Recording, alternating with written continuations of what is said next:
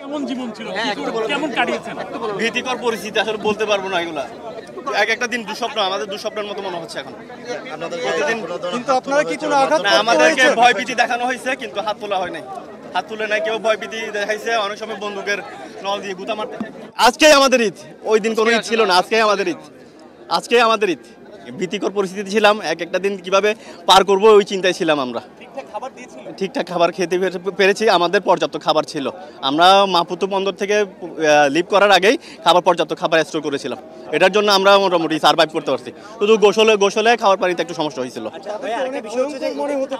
অবশ্যই ভয়ঙ্কর মধ্যে AK-47 সামনে তো সবাই ভয়ঙ্কর ভীতি, সবসময় টিকার লোড করে থাকতো। কি দুর্ব্যবহার করতো?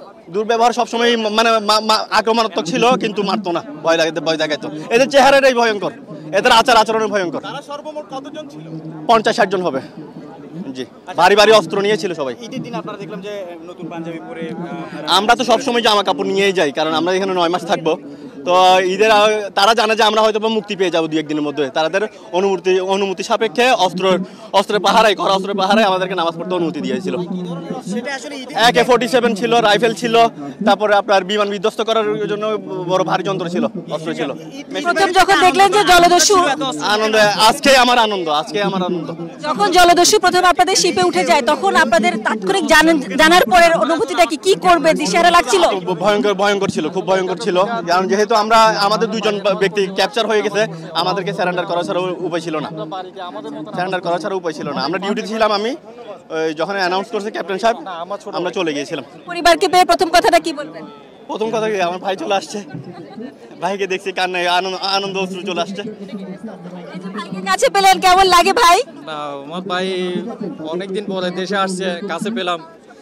ভাইকে যে এভাবে আবার অক্ষত অবস্থা পাবো, এটা কখনো কল্পনা করি নাই। পেয়েছি, আলহামদুলিল্লাহ, আল্লাহর কাছে অনেক শুকরিয়া গুজার করতেছি। এই তো, আর কিছু। ছোট ভাই? আমার ছোট ভাই, খুব আদরের? আমার আদরের। জি। ওই সময়টিতে কি মনে হয়েছে, ভাইকে পেলে আবার কি করবে? সে প্রথম দিন যেদিন ইয়াতে পড়ে গেছিল, সেদিন শুধু 5 থেকে 6 মিনিট মতো কথা বলতে পারছে। আমার থেকে কিছুক্ষণ পরে মোবাইল নিয়ে ফেলবে, এরপরে কোনো কথা বলতে পারবো না। হয়তো ফি আমানিল্লাহ, দেখা হতেও পারে, নাও হতে পারে। আপনি একজন মাস্টার ক্যাপ্টেন, আপনার উপরে অনেক বড় দায়িত্ব ছিল, ওই সময়টা আপনি কিভাবে সামাল দিয়েছেন? ওই একই কথা বলো, উপর আল্লাহ কেন জানি আমাকে স্ট্রেংথ দিয়েছে আমার মাথা ঠান্ডা রাখার। তো এবং সবাইকে উপদেশ দিয়েছি যাতে মাথা গরম করা যাবে না, ওরা যেটা বলে সেটাই করতে।